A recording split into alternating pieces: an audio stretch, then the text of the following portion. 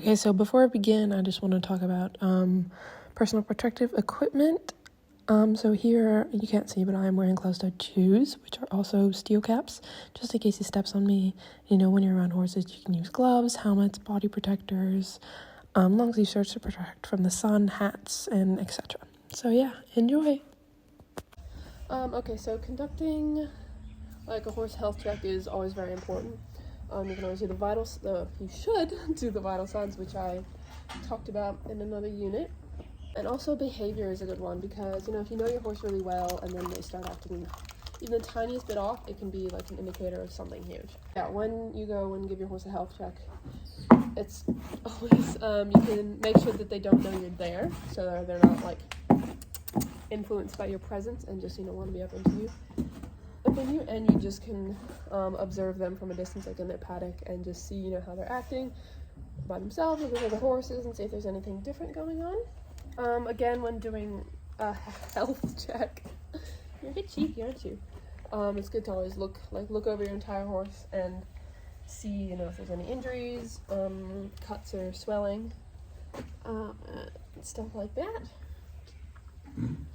So when calling a veterinarian, a lot of people, I understand, they just call right away, just because, you get stressed, even if it's the smallest thing, you just, gotta get clarification. Hey, is this okay? Is my horse okay? Blah, blah, blah. But for more major things, such as a colic, honestly, there's so many, horse isn't eating, which is a sign of colic, horse can't breathe very well, horse won't get up, blah, blah, blah.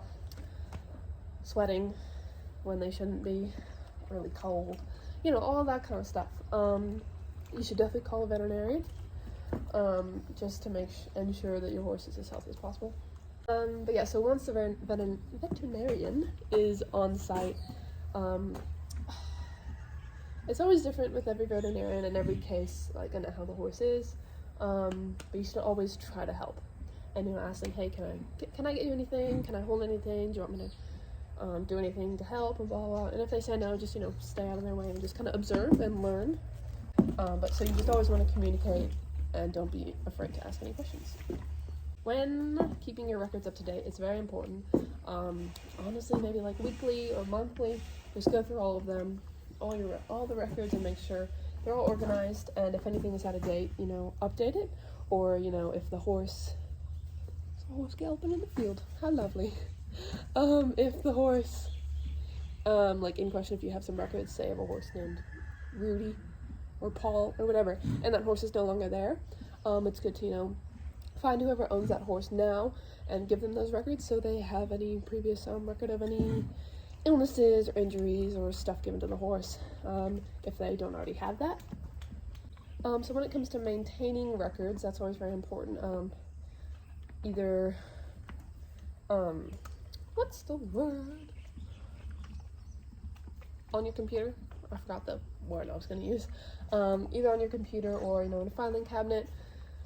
Both have its pros and cons. Cons for the filing cabinet, it could get wet. All the paper could get wet and ruined. On your computer, you could accidentally delete it. We've all been there. But both ways of keeping files they're really good. And they both kind of allow for easy access if it's an emergency.